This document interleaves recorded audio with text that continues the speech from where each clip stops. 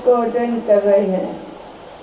और अगर हम विचार करें अपने सर्व महान श्रेष्ठ आत्माओं ने हम सब के आगे दिल के विचार रखे हैं, इसलिए हम सब अगर स्वयं को हेरें तो हम कौन हैं, हम कहाँ से आए हैं, हम कहाँ जाएंगे, ये विचार करें।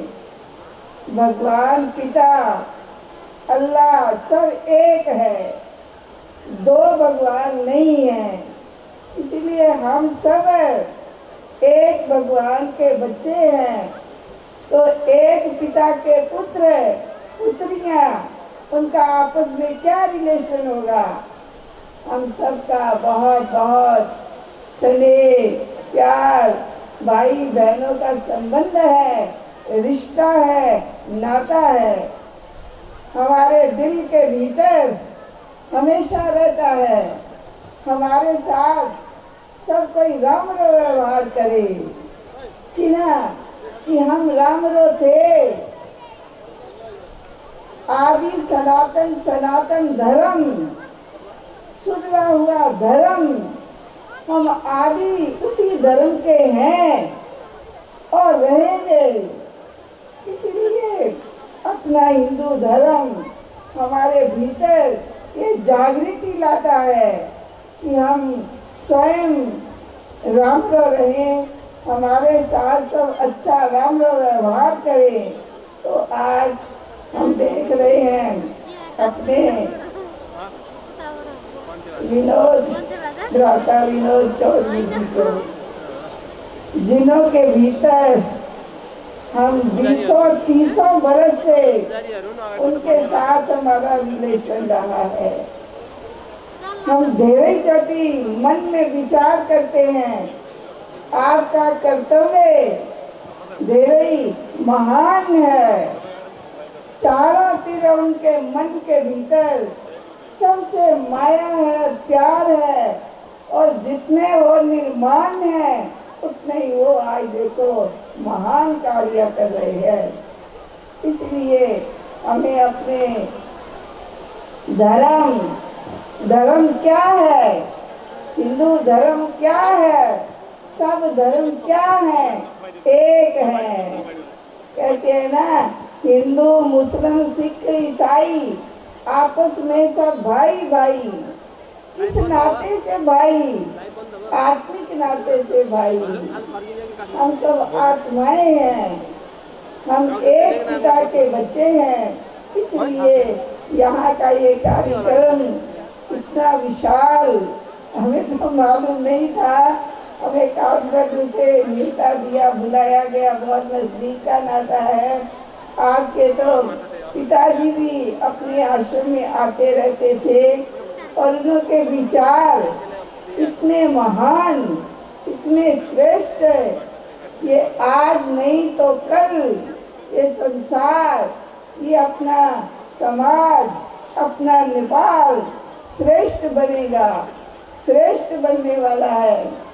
हमारे नेपाल के भीतर, सबके दिल के भीतर एक धैर्य ईश्वर के प्रति, भगवान के प्रति दिल के भीतर माया है। इसलिए ऐसे समय पर ये इतना विशाल कार्यक्रम हम सब कहेंगे कि हम सब भाग्यशाली हैं। ऐसा भाग्य बनाने वाला अब भ्राता विनोद चौधरी जी, इतना हमारे से नजदीक संबंध है। हम हमेशा फील करते हैं कि इन्हों में अलिकति भी अभिमान, अहंकार नहीं है।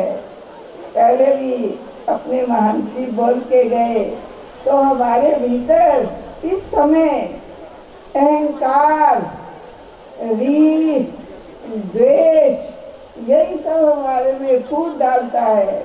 इसलिए एक पिता के हम पुत्र हैं, हम आत्मा हैं, हम देह, ये हमारा शरीर है, ये एक गाड़ी है, ये एक वस्त्र है, ये एक मंदिर है।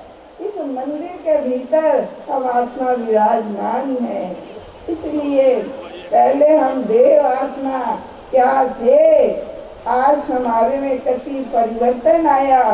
इसलिए फिर से हमें उस आदि सनातन धर्म में रहना है और अपने में दिव्यता धारण करनी है।